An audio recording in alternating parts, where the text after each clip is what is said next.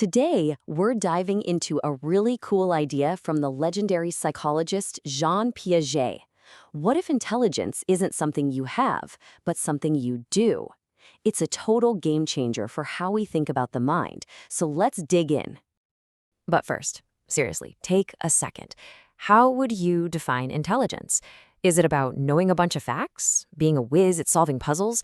We throw this word around all the time, but the closer you look, the more mysterious it gets. And that's exactly where Piaget kicks things off. Before he can even start explaining how intelligence grows and develops, he has to pin down what it even is. And his answer? Well, it's probably not what you're expecting. Okay, so a pretty common definition, one from the psychologist Édouard Clapeyret, is that intelligence is just our knack for adapting to new situations. And that feels right, doesn't it? But for Piaget, that was way too broad. I mean, think about it. Even simple trial and error could be called adapting. He was convinced that real intelligence had to be something more specific, something way more powerful.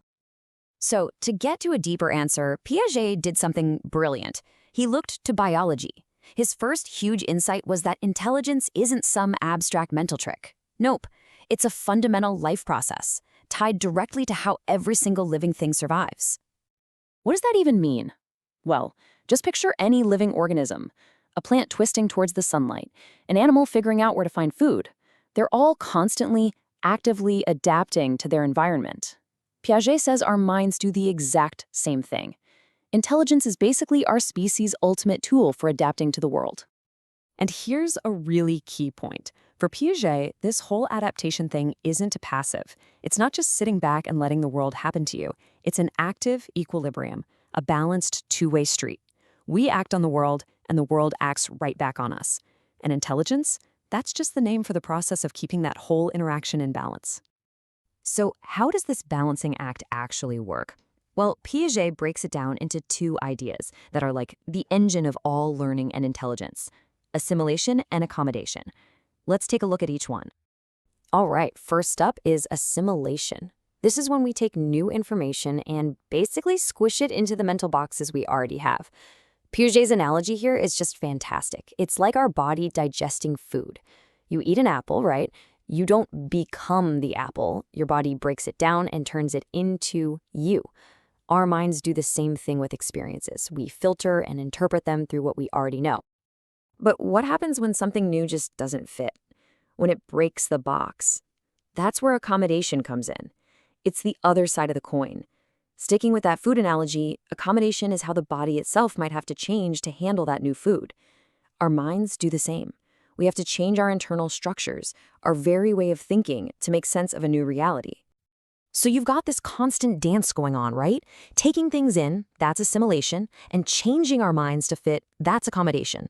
And this whole back and forth isn't just random. It's all pushing toward one single goal, a state of cognitive balance, or what Piaget called equilibrium. And this right here brings us to Piaget's big core definition. Intelligence isn't some separate thing we have like blue eyes or brown hair. It's the name we give to the most advanced, the most stable, and the most flexible form of this equilibrium. It is the ultimate state of balance between our mind and the world. Okay, so intelligence is a state of equilibrium. Cool, but how do our minds actually get there? Piaget argued that we have a very specific set of powerful mental tools to do the job. And the answer is operations. Now, an operation isn't just daydreaming or passively thinking. It's an internalized action.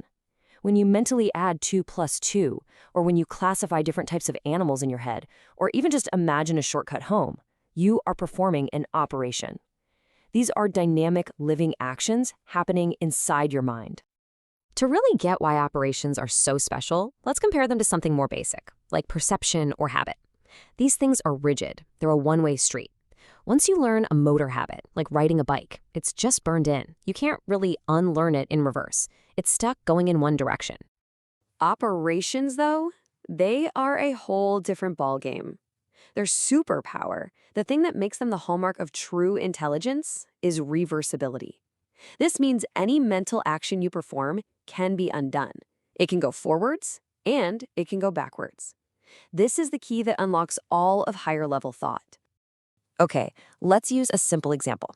You can mentally combine two groups, let's say cats and dogs, to form the bigger group pets.